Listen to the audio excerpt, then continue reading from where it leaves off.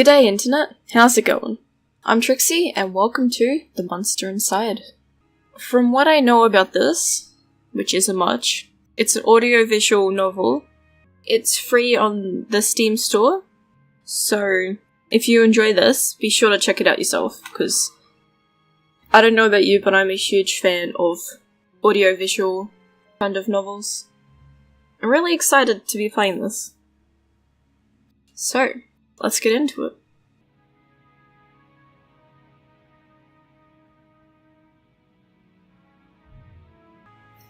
Should I read this?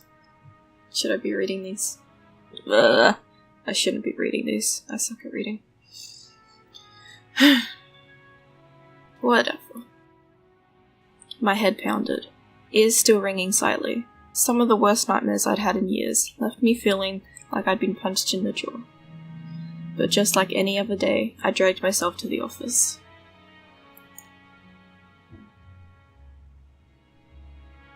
There's another notice on the door from Mayor Venetti? Yeah, let's go with that. From Mayor Venetti's office. Permit's out of date. They didn't like me much and were trying to drown me in paperwork. This is so cool. It was a slow month. Weeks since I'd had any real case to work on. So I passed the time pacing the office, smoking and staring at the mirror in the corner, safely covered with an old bedsheet. Why? What do you look like? I don't dare look at my own reflection. I'm too afraid of what I might see. Afraid someday I might have to face what I really am. The girl came in so quiet I nearly choked my cigarette.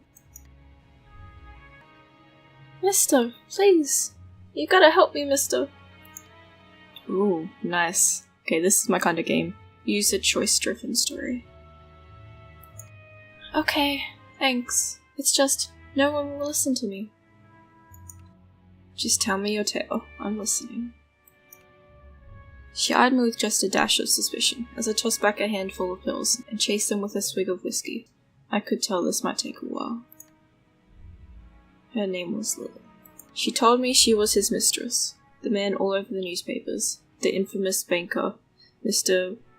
Reginald? Reginald. I hate names. Reginald? Let's call him Mr. Reg. Mr. Reg Farnsworth. Cool.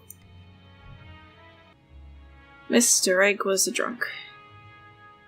Philandering bastard. But this girl seemed genuinely concerned that he had recently gone missing. Less concerned about the fact that Mr. Farnsworth's wife had just turned up dead in Central Park 2 nights ago. You don't understand. He just couldn't have done it. He hated his wife, but he couldn't have killed her. Everyone thinks it was him, and no one believes me. He's gotta be in trouble.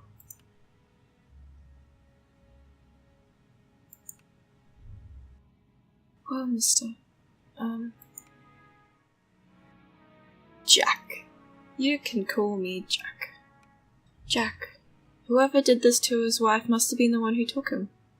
He would never have lived without me. He promised me. I'm sure Mr. Farnsworth promised this poor girl a lot of things. Please. The cops won't listen to me, and they want to bring him in on charges.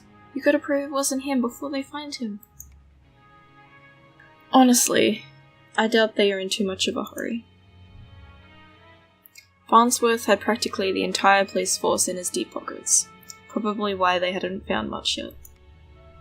If they found him and brought him in, it would be due to public pressure. Sometimes a mob with pitchforks is more dangerous than one man with money. You've got my curiosity, but you might not like what I find.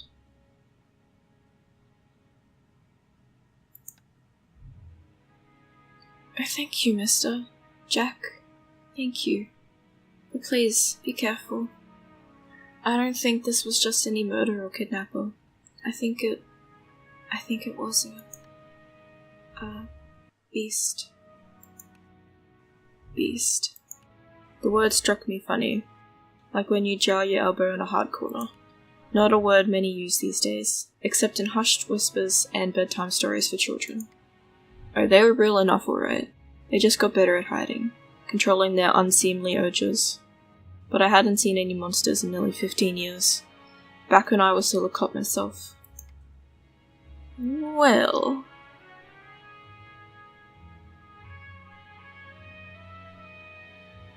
Well, that's definitely an interesting theory.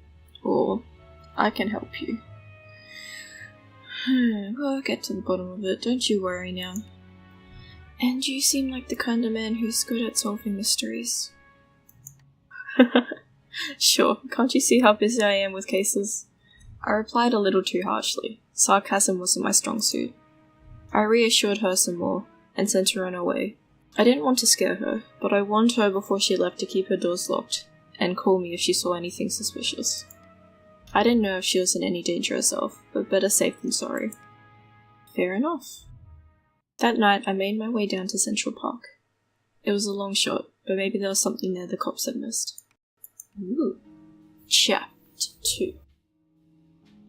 The scene was already picked clean by the cops days ago, but I've got a knack for finding the things others overlook. So pretty. I love these environments that they made. I wish I could model like that. A knack. More of a symptom of a condition. Other less useful symptoms I kept in check, but for the time being, my keen sense of smell would come in handy. What are you? I have a feeling you're a beast yourself. Hey, there's a scratch on the tree. Was that there before? Probably. It was faint, but I could smell it before I even approached the police line. The scent was less of a thing and more of an emotion. Seduction. Ooh. A strangely familiar smell. I expected the scent of... trepidation? What is this? I expected the scent of trepidation. Or maybe even outright fear. But Mrs. Farnsworth seemed to have been at the height of pleasure when she left this world. Huh. Well, at least she was happy. Brought new meaning to a crime of passion. Pushing the thought from my mind, it was time to get down to business. Investigate the scene. I want to investigate these. A burn mark. Oh, okay, it's not scratches. A burn mark on a nearby tree caught my eye. I ran my finger along its length, and felt it chill down my spine. This wasn't just any burn mark. This was the mark of an ancient magic. It's doubtful the cops would have picked up on it. Could Lily have been right? Something unnatural was at play here. But I was no longer stranger to the strange. Nice. I like that. Let's investigate. What is this? Muddy footprints everywhere. Difficult to pick out anything from the prints the cops left behind in their haste.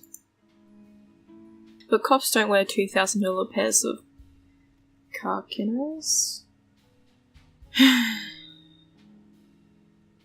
I need to update my English. It looked like Mr. Farnsworth was there that night, and walked away on his own 2 feet. After looking around for a while longer, I realized the park had given up all it was hiding from me. So I trudged back to my apartment, and my head hit my pillow like it owed me money. Chapter 3. I'm liking this. This is, it has a nice atmosphere, and pretty good humor, I must admit. Next morning I was reeling from another bout of ghoulish nightmares. But I tried to hide my discomfort when I saw Lily was already sitting outside my office. She waited wordlessly as I unlocked the door and ripped down another notice from the mayor's office. I motioned for her to step inside. Seemingly afraid of what I might say, she finally worked up the courage to ask. So, what did you find?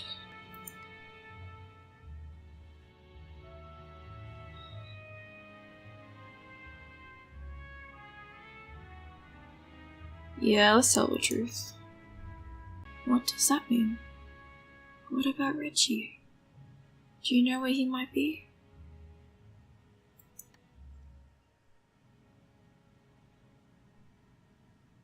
There were signs he was at the scene. It slipped away. My tone was indifferent towards her as I turned and grabbed a bottle from my desk drawer. A dryness in my throat made it difficult to swallow my meds. But you don't know where he went? Do you think the news this morning is related? What news? What news is that? Haven't you heard? Nope. They found the police chief's wife dead, down by the docks. They say it happened last night. Damn. Let me guess. Chief Amato is missing too? My face might have betrayed a hint of satisfaction, as she confirmed my suspicions, but it faded quickly. Amato was a shit cop and a shit chief. He was half the reason I left the force. But now his wife was dead and I had more questions than I did the day before. The gears in my head started to spin, which wasn't helped by the splitting pain at my temples. I told Lily I needed time to work, and she left slightly dejected, wanting more answers than I could provide. That night after the cops had cleared out of the docks, I would slip down and see what I could uncover concerning Mrs. Tomato.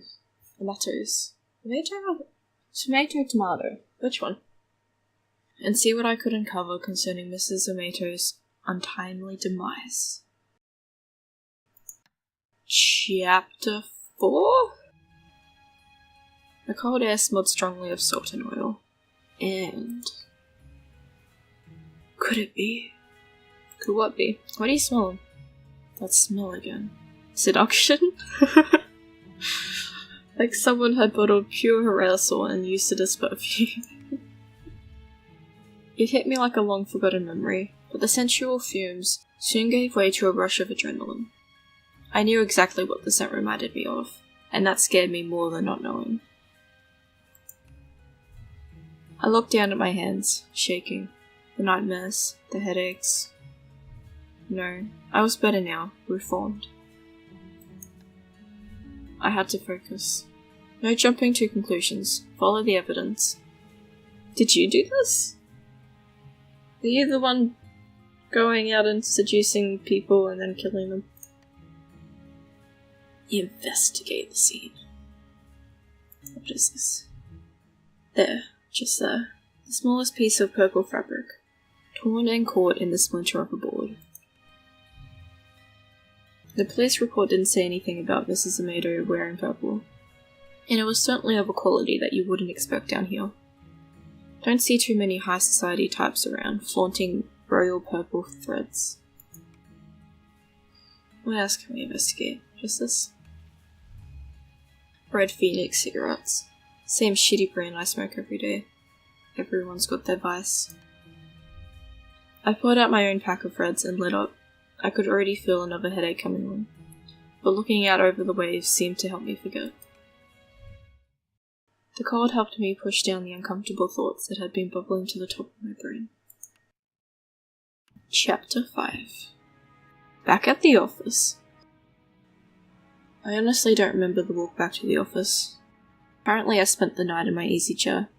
The air from the docks lingered on my clothes. It was still dark out. No. I checked the clock. How long had I been out? Had I really just slept through the entire next day? A newspaper was sitting under the door. As I stood to fetch it, I nearly fell over. A wave of nausea. Run to English, come on. A wave of nausea hit me like a ton of bricks. I steadied myself and regained my composure. Before I even picked up the paper, I could already read the headline. Breaking news. Mayor missing. Wife found dead. 2 cases is a coincidence. 3 is a pattern. The cops would come asking questions soon. They knew I had a history of antagonizing all the victims. I stumbled to my desk and slammed back 3 days' worth of inhibitor? 3 days' worth of inhibitor pills. I couldn't take any chances. I had to investigate the scene to be sure. I threw on my jacket and went to the door. Lily caught me off guard on the other side. Jack, where are you off to? I've been trying to reach you all day.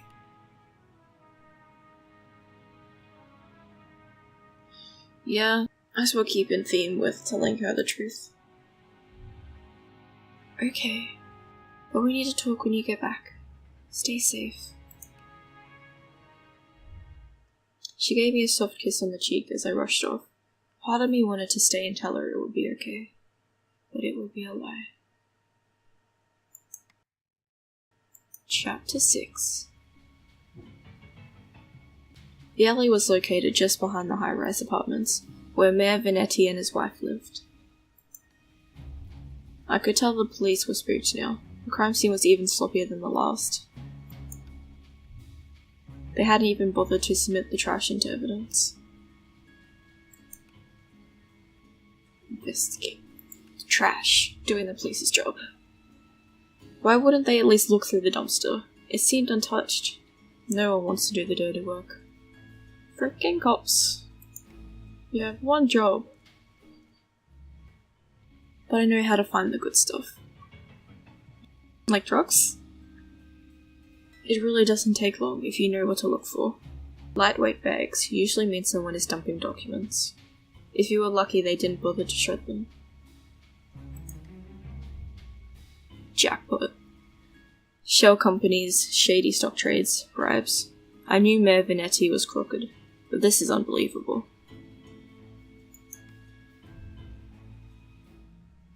And there was more. Letters between Mayor Vanetti and Chief Amato. Talking about me.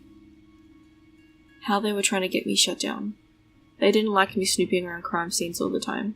Well, they weren't here to stop me snooping around this one.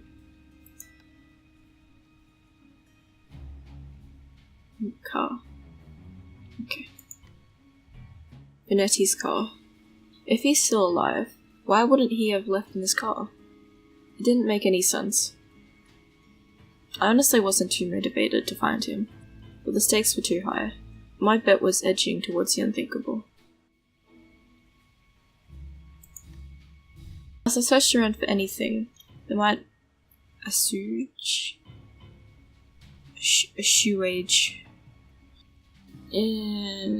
There might assuage. Whatever. There might assuage my fears. I caught the scent again. It overwhelmed my other senses with undulating pleasure. It was intoxicating. A weapon used on the weak-willed. A weapon I knew all too well, though it had been many years since I had used it. Was there another like me? Was I being framed? Or did I do it myself? It wasn't possible, was it? Nope, you did all this. I was taking my inhibitors. I was taking my inhibitors.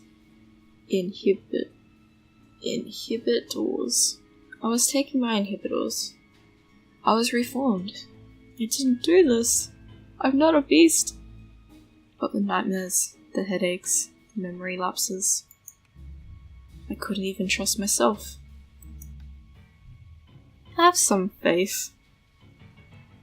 I started walking back out the alley when something shiny caught my eye. A watch. Not just any watch, though. My watch! Oh damn, it is your watch. Crap! How long had my wrist been bare? Surely I just dropped it when I first came down the alley. I checked the time just before I left the office, hadn't I? Or had I used the wall clock? I couldn't be sure. I couldn't be sure of anything. So I ran. Chapter 7. I don't know why I ran back to the office. The cops would probably show up any minute to knock the door down and cut me away. They would put it together before long. Maybe it would be best for everyone if I simply faced my own reflection. But Lily was still there waiting for me. Jack, what's wrong? You look like you've seen a ghost. My own ghost. Come back to haunt me from my past. You're not making any sense, Jack. Come sit down. You don't understand. You're not safe around me, Lily. I took a good last look at her eyes as I prepared to shove her out the door. I noticed she was wearing the same thing she had when she first came to my office 3 days ago. The beautiful purple dress. Purple fibers. Huh. She did it! She's framing me! I didn't do it! I'm innocent! I swear! Odd that I hadn't really noticed it before, but it made her seem out of place, out of time. She's the beast. And it was frayed around the edges, torn in places. See, she did this. Not me. A chair caught my fall as my knees failed me. It was you. You're the monster. Oh, that's where... Yeah. I don't remember how to say it. Succubus? Oh, I can't. Damn it! But if you've, well, where I've heard of this from before is, how do I not remember the name of that show? God damn it. I'm pretty sure it's called Being Human. Yeah. Being Human. I'm gonna call it Succubus. Succubus. But yeah, they appeal to everyone, and they, like, draw them in, and, like, they don't even realize what they're doing, but they have sex with the victims, which then draws the life out of them or something, and they die. I think. So maybe that's what he is as well. Oh, Jack. We are one and the same, you and I. We are both monsters. I'm simply more honest with myself. There's no such thing as reformation. Those pills you take only make you dull.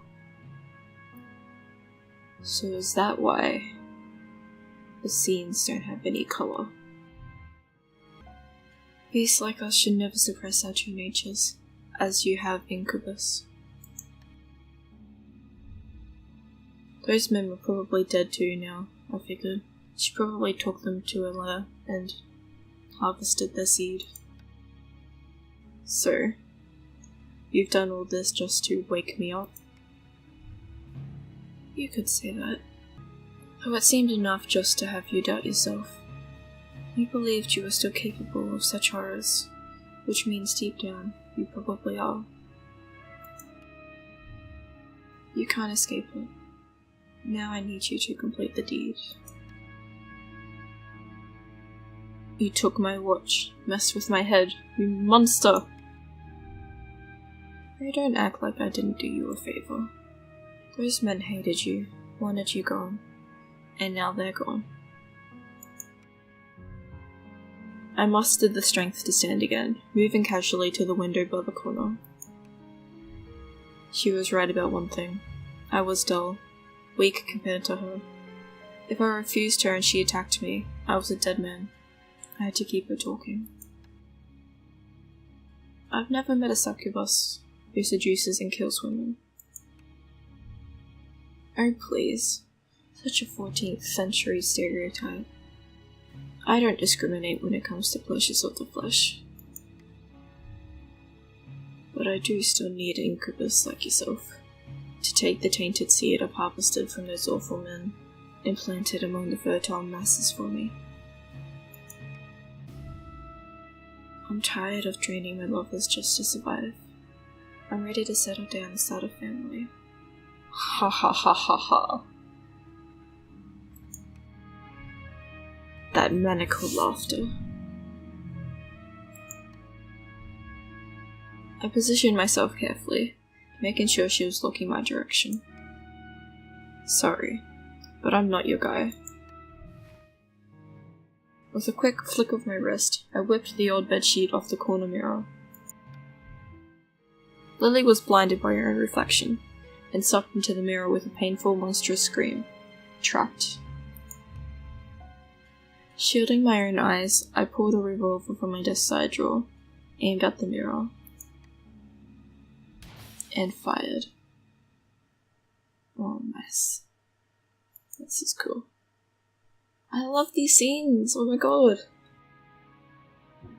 That's it? What? But...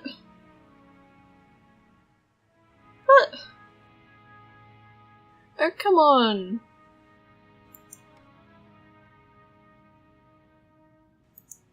zone is? Damn it. That was so cool. I absolutely love the atmosphere in that. And I love the style of the scene so much. The dull monotone colour scheme. It was also simple, but that I think that added to it a lot. It definitely made everything that happened a lot more dramatic. It was a bit short, and I would have liked a bit more freedom with the choices. I don't know how much the different choices actually altered the storyline, because the game seemed very predetermined and set on that one path. That was good. I love that. I definitely would recommend you try out the game for yourself. It's free on Steam, so it's definitely worth the download. But yeah, I guess that was The Monster Inside. I hope you enjoyed that as much as I did. So, cheerio mate. Thanks for watching, and I'll catch you in the next one.